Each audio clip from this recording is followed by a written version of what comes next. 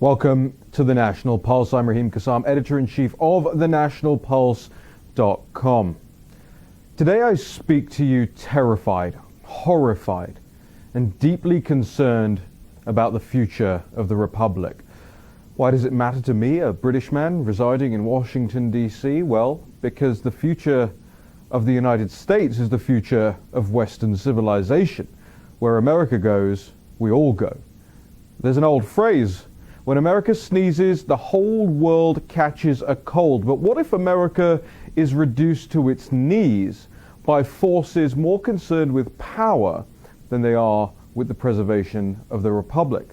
What happens to the whole world? Who provides the moral leadership? Who do we aspire to be? That's just some of the reasons why I'm concerned about what the Democratic Party and their affiliates are doing to the United States. This morning on the National Pulse website, we expanded on the breaking news from Axios. A top Democratic data analytics firm confirmed it believes President Trump will win on election night, but in the following days, mail-in ballots will trickle in to reverse the victory in favor of Joe Biden.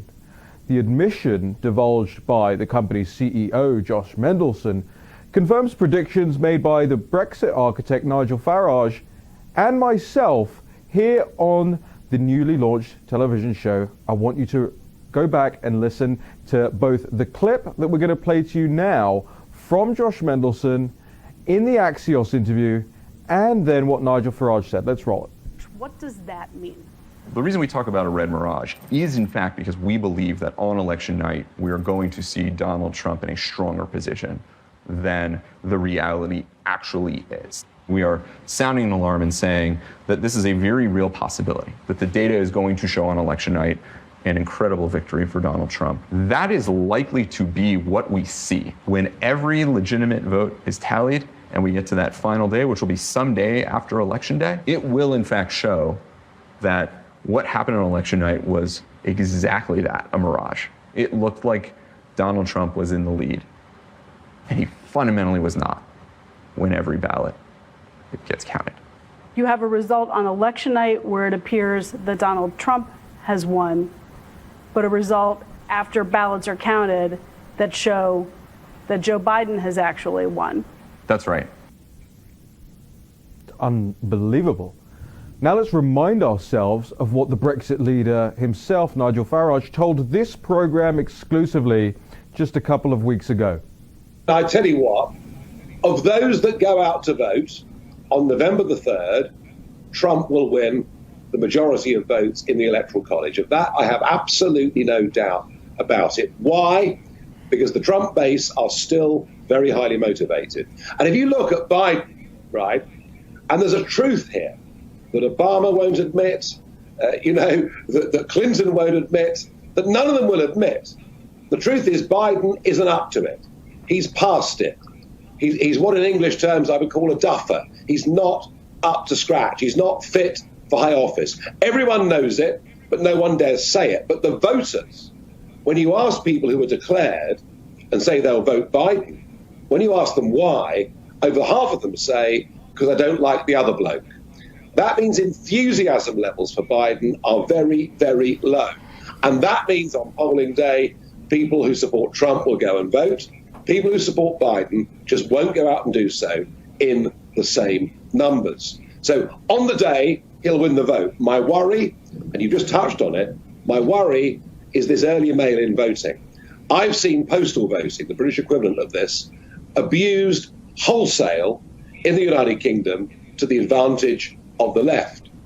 And, the worst scenario of all is we get, on the morning of the 4th of November, Trump looks like the winner. And then over the course of the next 10 days, all these mail-in votes are counted and the result gets reversed. And Trump is quite right to raise a flag and to say this is not how elections should be conducted because they're open to abuse. So, yes, I think he'll win. But to me, the early mail-in voting is potentially quite a dark cloud on the horizon. That right there is why Nigel Farage has had victory upon victory upon victory over the last couple of years. An incredible prediction there from Nigel Farage speaking to this show just 2 weeks ago. Now Hawkfish, a Democrat-linked firm actually working for the DNC, is saying the same thing.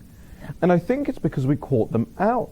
Now they know that we know their game, and we've got plenty more to add to this reporting over the course of this show and beyond. And what it does for the eagle-eyed viewers out there, for the people who have followed this show from day one, I realize it wasn't that long ago, it takes us back to the Transition Integrity Project. Remember that? We talked about it before. If you don't remember it, make sure you go back on the National Pulse website and educate yourself as to this organization.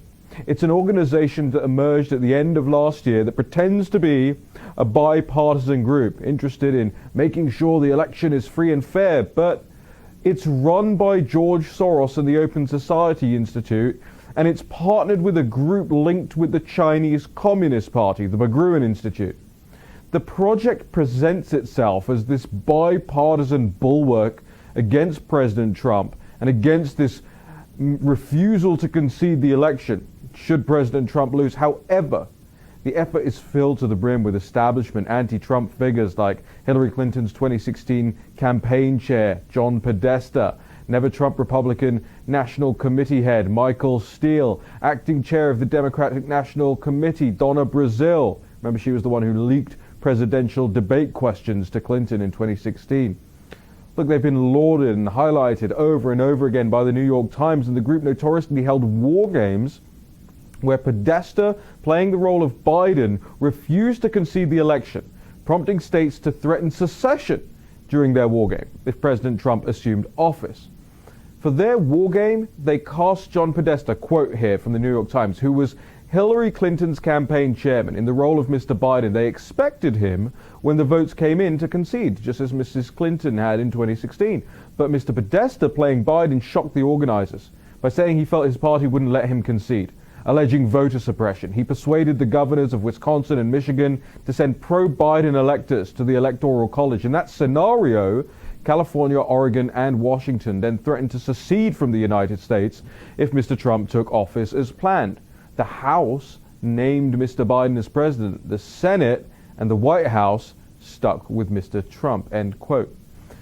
The establishment knows what it has to lose if President Trump secures re-election, so they're getting their troops, consultants, politicians, media outlets, rhinos, the Chinese Communist Party, and George Soros all in line. Oh, and Hawkfish, that group I told you about right at the beginning, funded by Michael Bloomberg. You see what's going on here, and I have a full document in front of me here. This document actually comes from the Transition Integrity Project. We're going to put this up with all of my annotations so you can all read it on the National Pulse website over the course of the next few days. But it's called Preventing a Disrupted Presidential Election and Transition. And it was released in early August. We're going to get into all of that and more over the course of this show. My guests are Terry Schilling, the Executive Director of the American Principles Project, and Brendan Leslie, an independent reporter who's been out here in D.C. documenting the threats hurled at the White House by Black Lives Matter terrorists. We'll be back with more National Pulse. I'm Raheem Kassam. Stick around. See you in a second.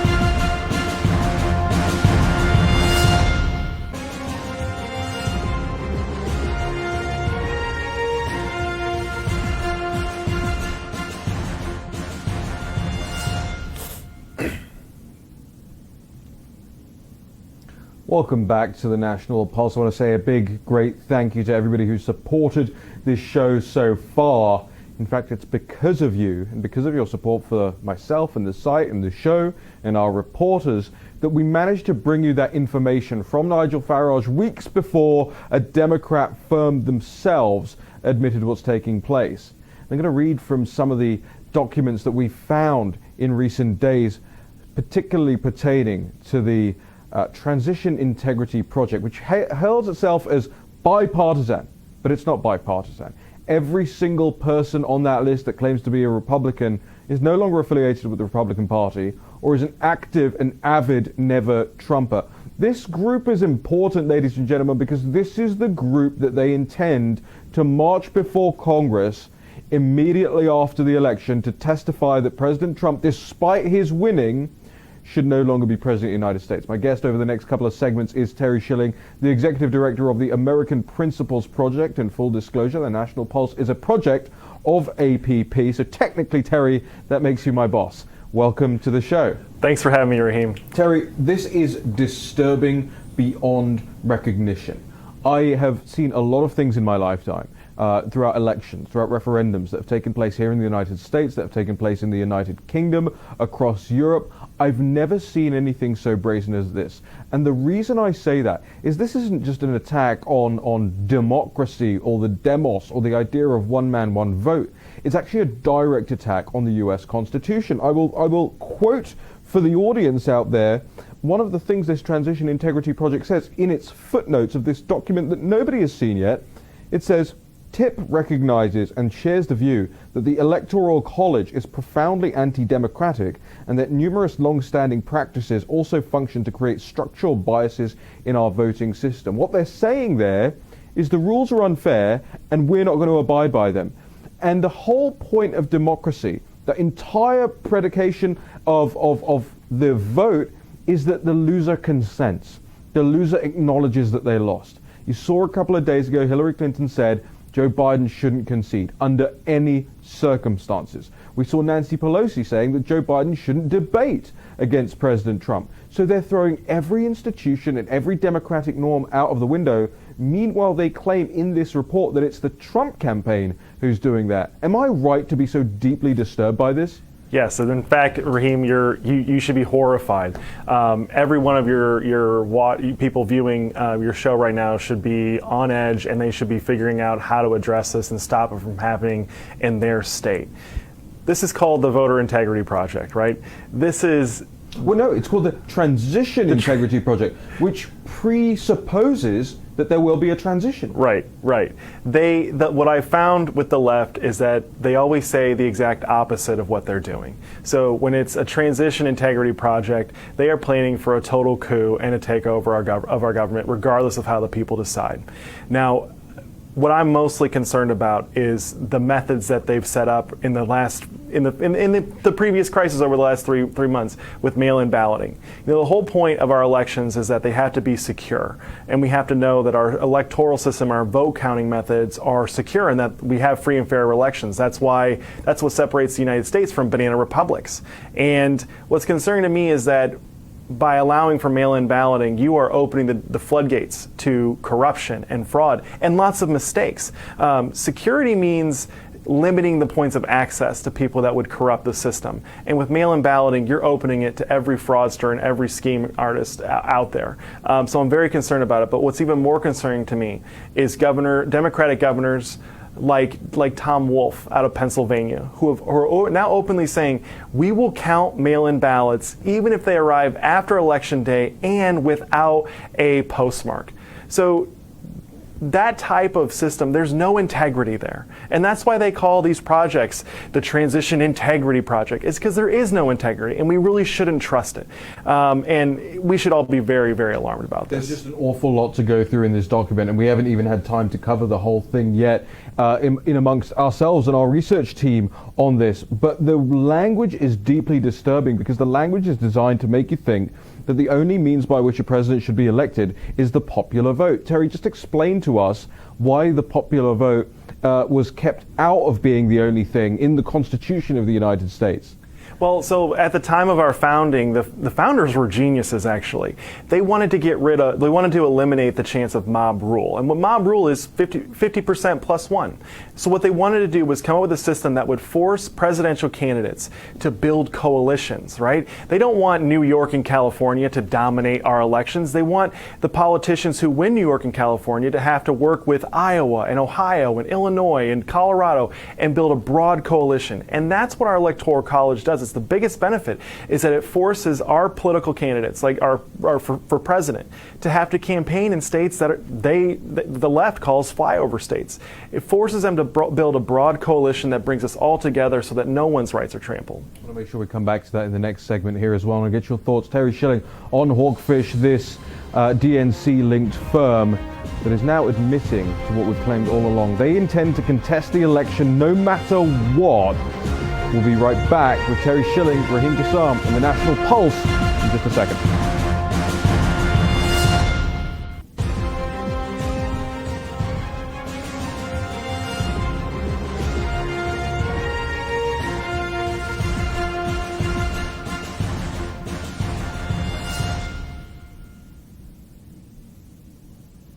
Welcome back to the National Pulse, and a very special welcome to our supporters. If you want to support our work, it's thenationalpulse.com/support. And every Friday we pick a bunch of the very good people out there who have chosen to support the site, and we read your names, not your whole names of course. We're not trying to get you doxxed or fired or anything like that on air, just as our way of saying thank you for supporting the website and the show. Our guest here is Terry Schilling from the American Principles Project. Terry, we were talking in the last segment about this transition integrity project, all of these things that the Democrats are doing to effectively rig the election, and all the while they are projecting and saying that it's Trump who's trying to rig the election. But in the exercises that we saw in the transition integrity project, and again, this document, you won't have seen this anywhere else, ladies and gentlemen, but we're going to put it up on the site, but I'm going to annotate it all for you first so that you can see exactly what is going on here. But they used organizing 1,000 influencers to denounce Trump's efforts to steal the election, organized all living presidents to stand with Biden and denounce the Trump administration's efforts to subvert the democratic process, recruited moderate Republican governors such as Baker and Hogan to form an election protection coalition, worked with local Democratic elected officials to call on the General of the National Guard along with representatives from the technology sector to monitor vote counting, organizing a bipartisan National Day for the Restoration of Democracy and a National Day of Unity. That sounds something like something out of 1984. And attempted a capital strike and a full work stoppage as part of an overall effort to push corporate leaders to insist that all ballots be counted. And presumably these are ballots that will turn up after Election Day. That's what Hawkfish is saying. That's what we're hearing from the governor that you just mentioned. It's what we're hearing in Georgia as well. This is rigging on a grand scale.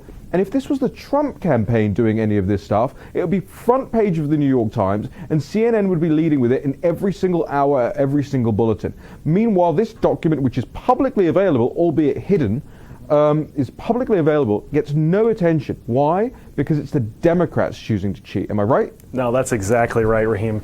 Listen, I know that a lot of your viewers are younger, so they might not remember this, but back in 2000, there was a little bit of election chaos in the Gore versus Bush election.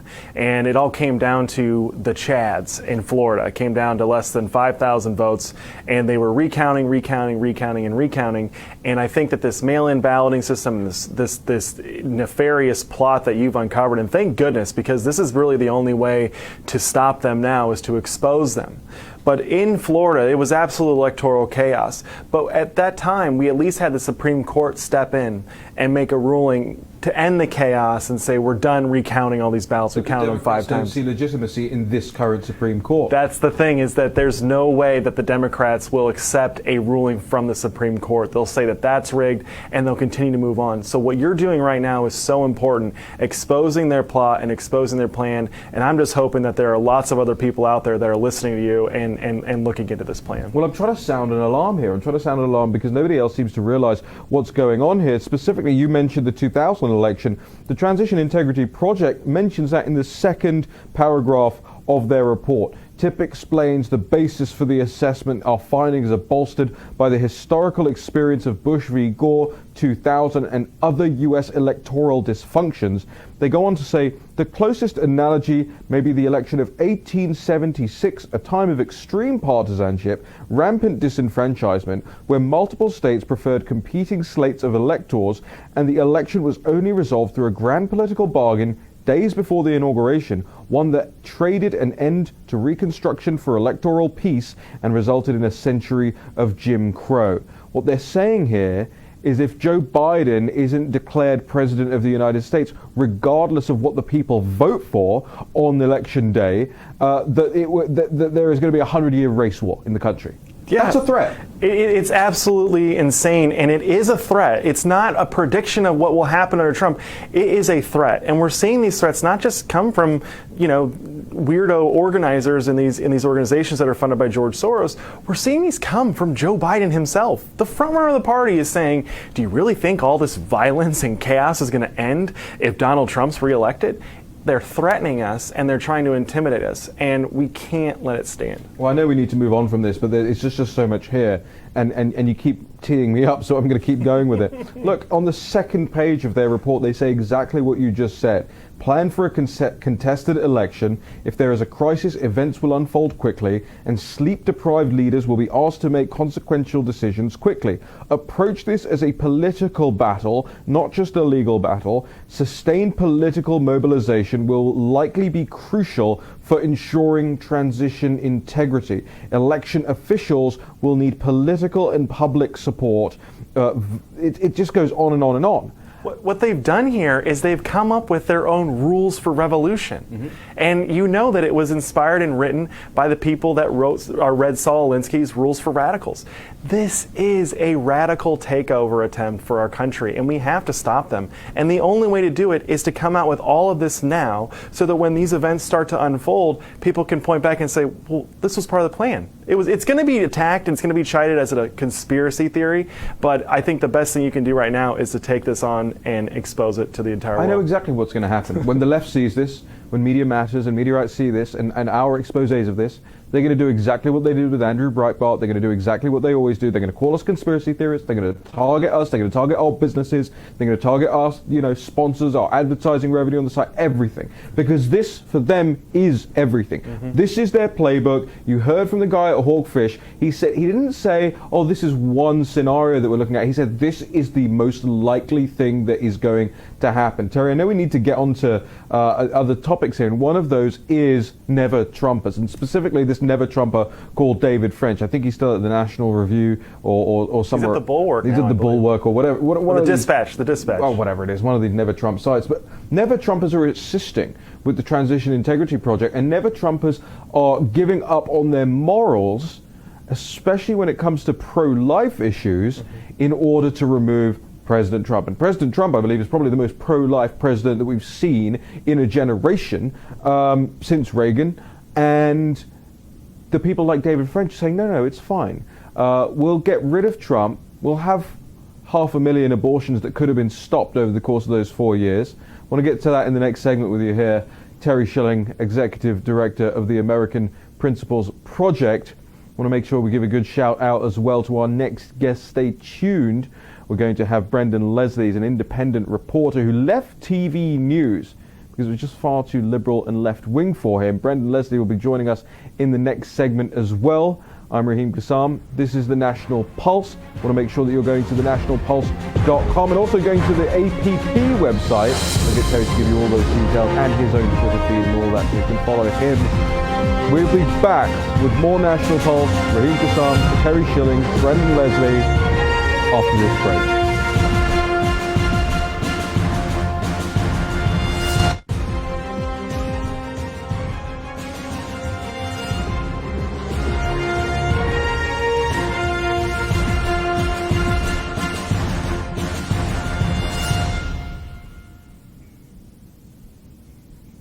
Well, welcome back to the show, and we're so glad to have you with us. I'm glad that this audience is growing day by day. When you start a new show, as we did, just 10 days ago, you often wonder, is anybody going to watch? Is anybody going to listen? But we're grateful to say that it's so far been a hit with you guys out there. Want your comments and suggestions? If you go to the National Pulse website, we have a tips box. I'm always willing to hear feedback, apart from how awesome our intro is. I know it's awesome. You don't have to tell me. It's fantastic. I didn't make it myself. We got a professional to do it, and she was great at doing that. We're very grateful for it. There's been so many people who've wanted to support this show and just lent all their wonderful talents and abilities to it, including yourself, Terry, when I came to you a while back and said, hey, let's restart the National Pulse, which is a website that you guys had at the American Principles Project, what, like 4 years ago, 5 years ago. Yep. And now we're doing nearly 5 million page views a month. It's absolutely amazing. And then when you took it over, it was getting around 12,000 page views a month. 12,000 a month. Yeah, so now 5 million a month. So we've had incredible growth. There's a ton of support out there, and this thing's really taken off. They call me King Midas.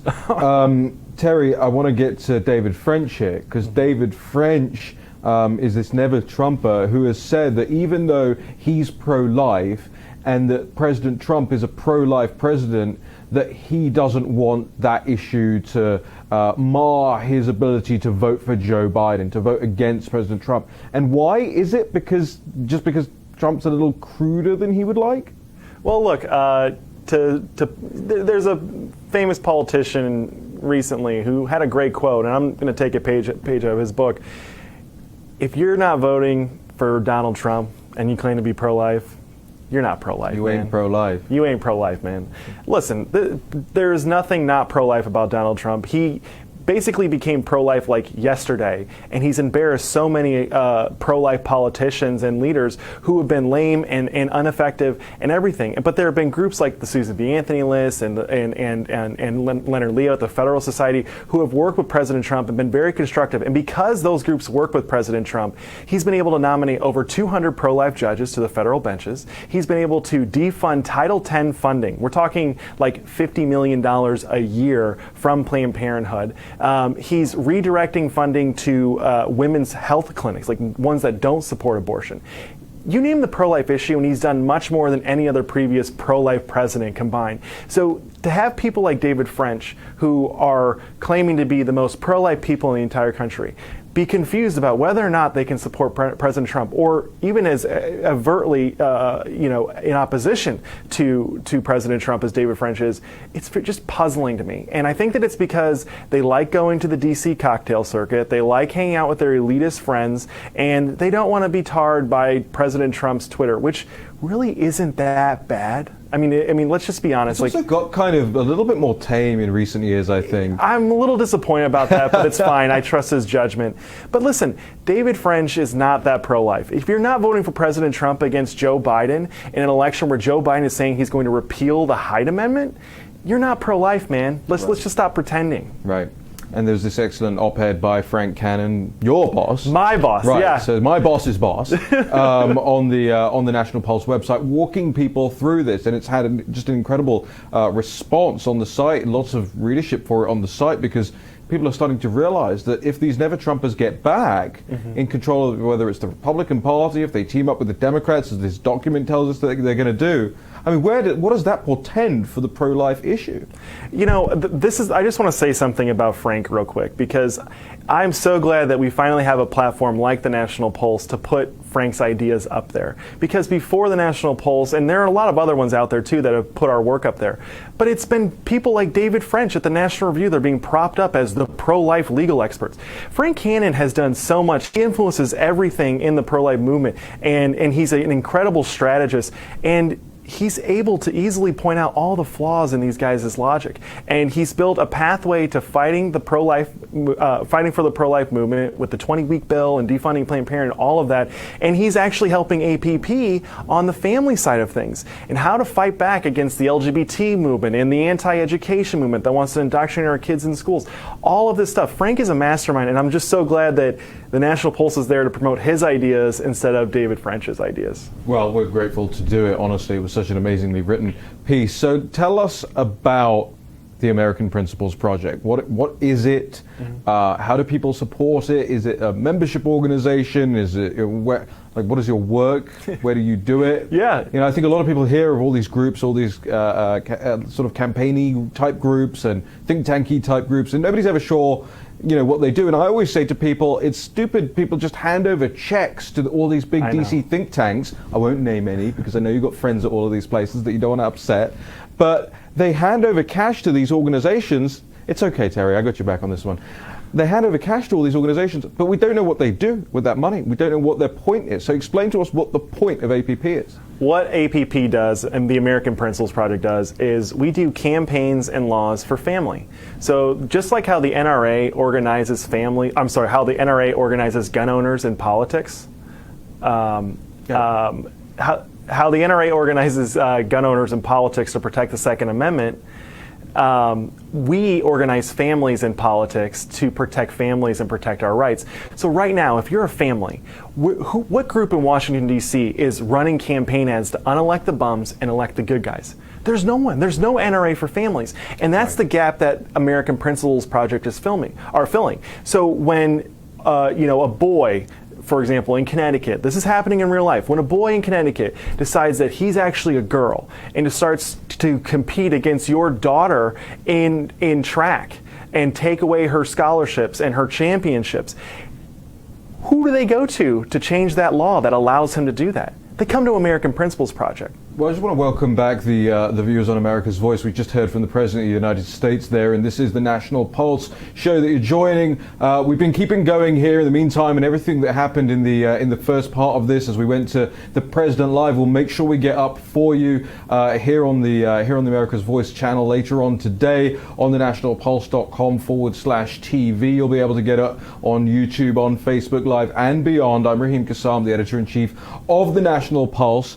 Our guest in studio is Terry Schilling, and just in a moment we'll have Brendan Leslie, an independent reporter who came to Washington, D.C., joining us to tell us about his story, how he became this independent reporter, cast off the shackles of the major TV companies and networks, and why he did that, and also what he's been finding out on his travels. Brendan's done just an amazing job and really become an overnight success story, especially in the digital media world, because of the things that the CNNs and the MSNBCs and all these guys don't tell you. So we're very grateful to have you back here on America's Voice with us following that address from the President of the United States in Kenosha, Wisconsin. Our guest here in studio is Terry Schilling. Terry, over the course of this show, we've been discussing this Transition Integrity Project. We've been discussing the other organizations and groups that are affiliated, be they Democrat, be they Never-Trumper Republicans.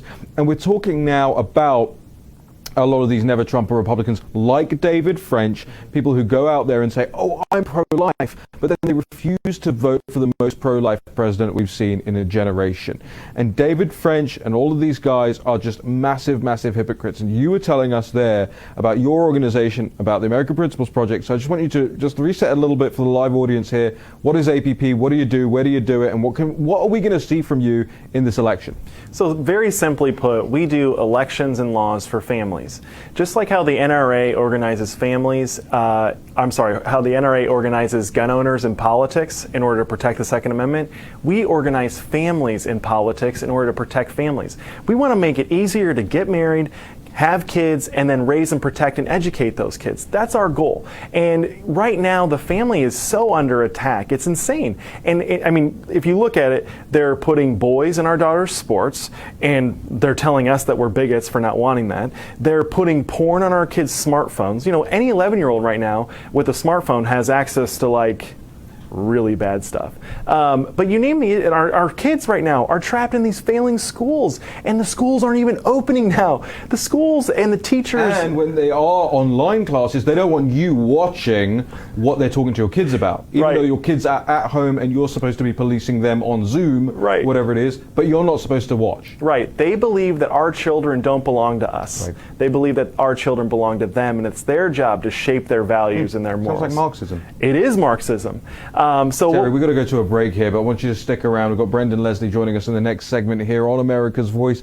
This is the National Pulse, breaking in live after the President of the United States spoke there in Kenosha, Wisconsin. I want to give a great shout out to our excellent production team who's been keeping me on my toes today. They do such an amazing job here at America's Voice. And of course, a great shout out to all of you viewers at home tuning in to the National Pulse. I'm Raheem Kassam, back in just a second.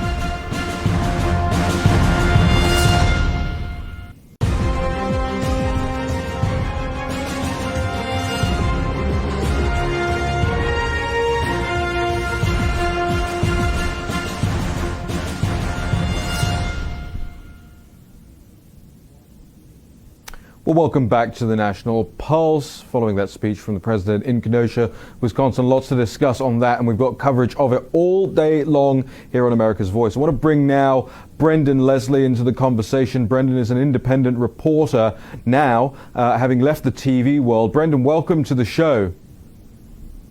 Thank you for having me on. Hey, Brendan, you did some amazing work here in Washington, D.C. We played one of the clips on the show yesterday. I don't want to take up too much time playing it again because I want to hear from you about what you saw at Black Lives Matter Plaza here in Washington, D.C. And then a little bit about yourself. Why did you leave the establishment news business? And what can you tell us about being a newly minted independent reporter? So do you want me to start with what I saw first, or you wanted me to talk about my background? Let's get what you did at BLM Plaza, and then we'll spend the last couple of minutes on you and your story. Yeah, so basically, I've been seeing all these protests happening across the country, and a lot of them really have turned violent. But unfortunately, I'm learning about this through social media, not necessarily our national media outlets. And that really, it's disheartening to see. So I said, okay, as an independent reporter, I'm here to do the job that the fake news media won't do. So I bought a plane ticket, head to Kenosha, recorded there, then head to D.C. the day after. And unfortunately, when the sun goes down, I saw nothing but horrendous acts, lots of just terrible, terrible language, a lot of anti-American values being portrayed. It was really unfortunate. It's extraordinary. Now, obviously, we had that clip from you of that gentleman who said, I say gentleman, a thug who said he wanted to burn the White House down, who said he wanted to accost congressmen and senators, and who claimed that he had beaten police in New York and that he was going to beat police in Washington, D.C. as well. Do we have any information on who that speaker was there at BLM Plaza, and if there's been any follow-up from law enforcement on your excellent reporting? Unfortunately, I couldn't get his name because I was getting run out of the protest by some people that were just agitated that I would, to be quite frank, I'm a white guy without my fist up in the air chanting Black Lives Matter chants and saying death to America. So I stood out like a sore thumb, and they approached me right after this speech. So I had to just get out of there. It wasn't even worth my safety. I couldn't believe my ears when he just started speaking. I whipped out my phone. I couldn't believe it. It's incredible. I mean, what you captured there. You'd think that if you were doing a public speech in a public place, although I guess they've kind of privatized that area of Washington, D.C., which is ironic for Marxists, but they've taken over that whole area of Washington, D.C. You'd think if you're giving a public speech, you wouldn't mind the public hearing you, but they seem to take real umbrage when we show them warts and all. I don't get it, because that speaker could be heard clearly as day 10 blocks away. They want the city to hear this speech. And I'm not doing anything when I was there. I was just honestly broadcasting live. I didn't say anything. I wasn't putting any of my opinions in. And there's certain individuals they took exception to that. Now, your footage has gone all around the world. I know it's been on some big shows over the course of the last 24, 48 hours, and congratulations to you on that. I want to hear your story. I'm sure the audience wants to as well, because I think you can be a bit of an inspiration for people if people see the light like you have to leave these big corporate environments where you're kind of sort of forced into this social justice mindset and method of reporting and actually do some of the things out there for yourself. So why don't you tell us a little bit about you, your background, and how you came to the realization that you wanted to be truly independent?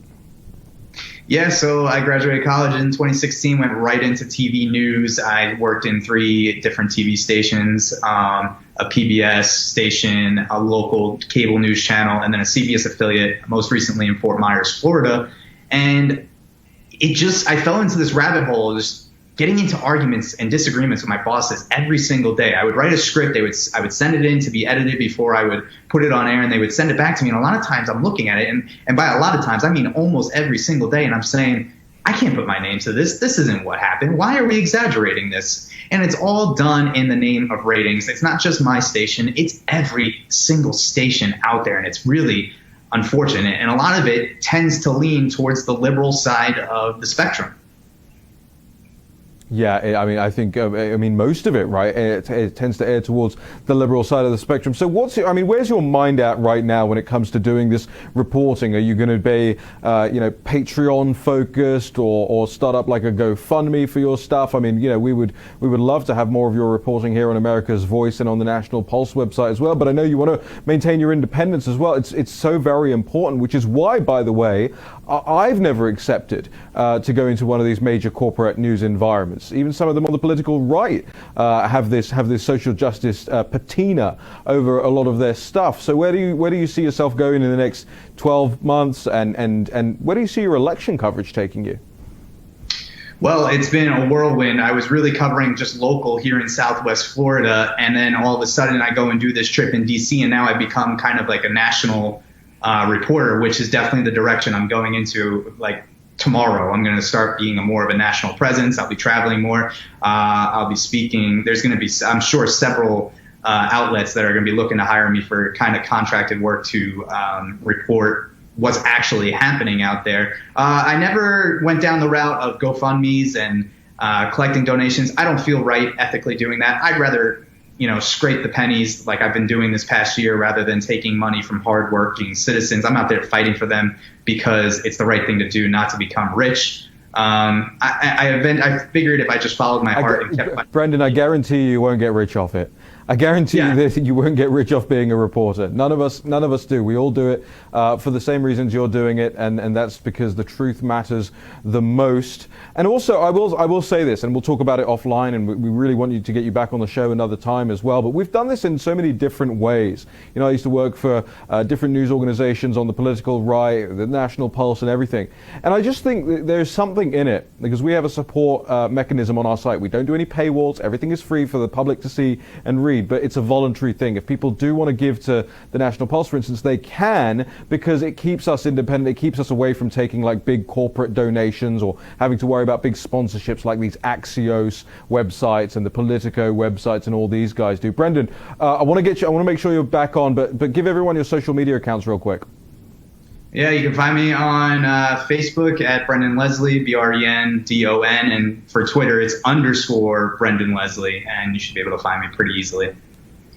And we'll make sure that we share all of your profiles over the course of the day as well when we put these clips up. We're really grateful for you, Brendan, joining us here on the National Pulse. Really grateful to Terry Schilling. Make sure you're following him on social media at Terry Schilling, and we'll be back tomorrow at 3 p.m.